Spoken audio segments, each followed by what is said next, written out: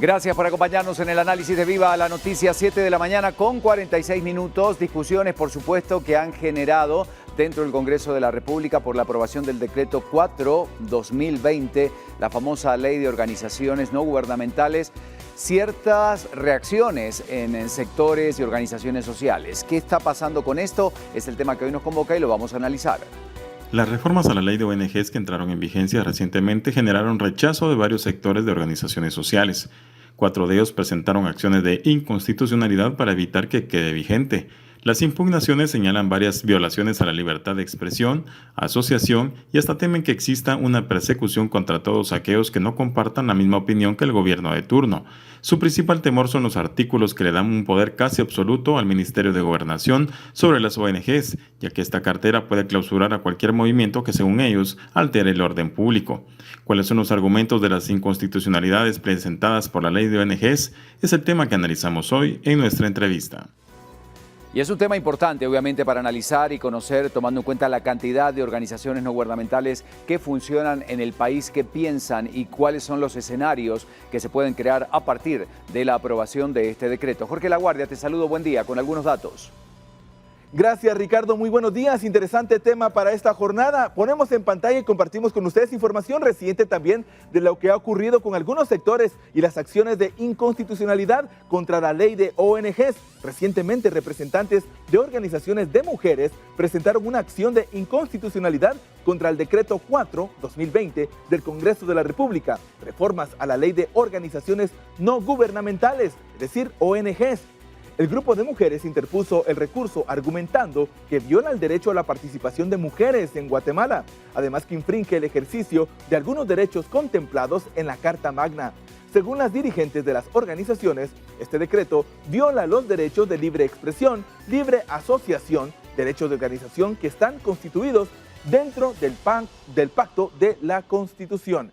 La información entonces que compartimos con ustedes a esta mañana, Ricardo, siempre una especialista en este caso, que nos va a ampliar y nos va a decir qué impacto puede tener esta situación en nuestro país. Regreso contigo. Gracias, Jorge, por esta información y saludo a Maritza Vázquez. Ella pertenece a la Asociación de Trabajadoras del Hogar, Atradom, así se denomina. Ya hablaremos de su punto de vista en relación a este tema. Gracias por acompañarnos. Buen día. Para explicarle a nuestra audiencia algunos puntos importantes que se desprenden de este decreto 4/2020 que, como decíamos, ha generado controversia entre distintas organizaciones sociales y asociaciones del país. Buen día, le escuchamos. Este decreto busca hacer una mejor regularización sobre lo que son las organizaciones no gubernamentales, pero viene a hacerlo de una manera más controlada y restringe ciertas libertades en el derecho, por ejemplo, a expresarse, a manifestarse. Restringe también cuestiones como el uso de los recursos que se adquieren con la cooperación internacional, porque aparte también están los recursos del gobierno. Entonces es una ley que restringe o que reprime más a las organizaciones en el ejercicio de sus planes operativos. Los riesgos, por supuesto, y escenarios que se pueden presentar para las organizaciones sociales con la aprobación de este decreto, ¿cuáles serían?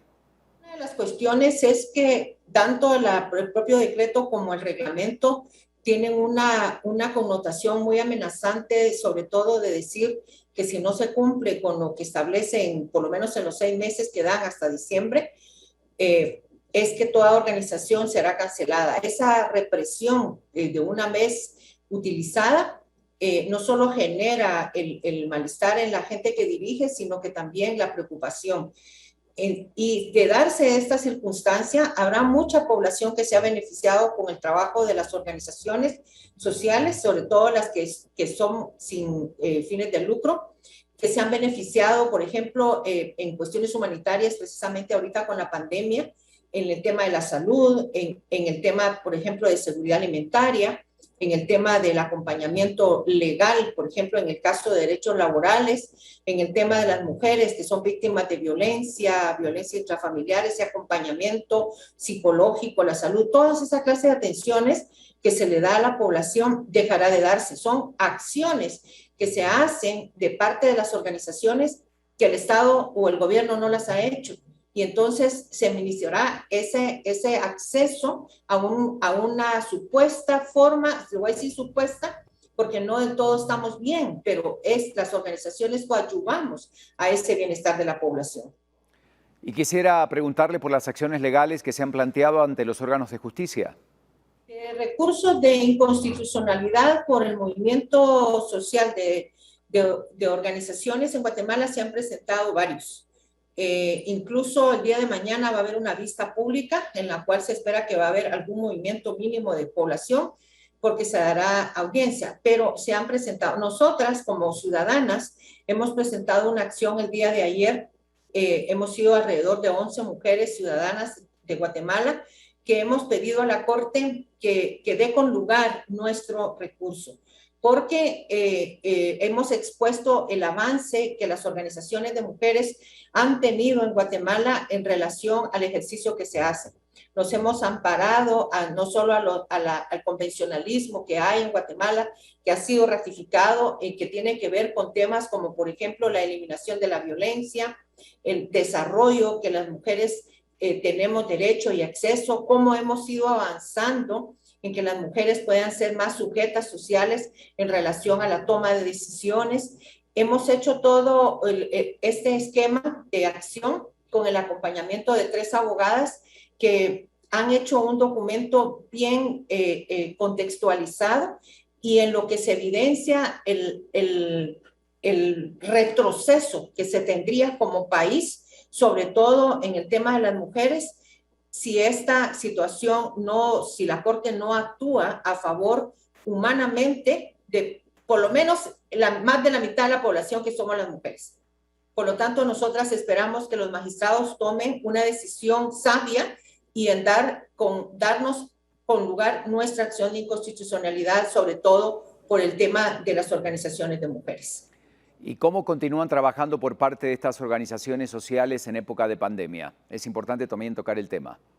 Esa es una muy buena pregunta en este sentido, porque las organizaciones, a pesar de que el año pasado que inició la pandemia, se pusieron muchísimas restricciones y no paramos. Nos turnábamos, ¿verdad?, para poder estar activas. Por ejemplo, la organización nuestra, como muchas organizaciones de mujeres, tenemos una gran población de grupos de mujeres en el interior que se quedaron sin trabajo, que se quedaron sin alimentos, sin dinero, sin sustento. Hicimos una movilización, yo le diría agresiva, en búsqueda de alimento, en búsqueda de ayuda, y tuvimos respuestas a la ONU Mujeres, la UNFPA, que nos estuvieron apoyando, gente de la Universidad de San Carlos nos trajo alimentos. No paramos y aún desafiamos el propio virus para salir a dejarlo, para irlo a dejar a las comunidades, y no solo desafiando el virus, sino del toque de queda. Así es de que nosotros seguimos luchando y seguiremos luchando por la población que sí realmente necesita el apoyo y el acompañamiento. Gracias a ustedes y sigamos adelante y bendecidos en contra del COVID. Gracias, Maritza, muy amable. Maritza Vázquez, Asociación de Trabajadores del Hogar, Atradom, hablando de este decreto.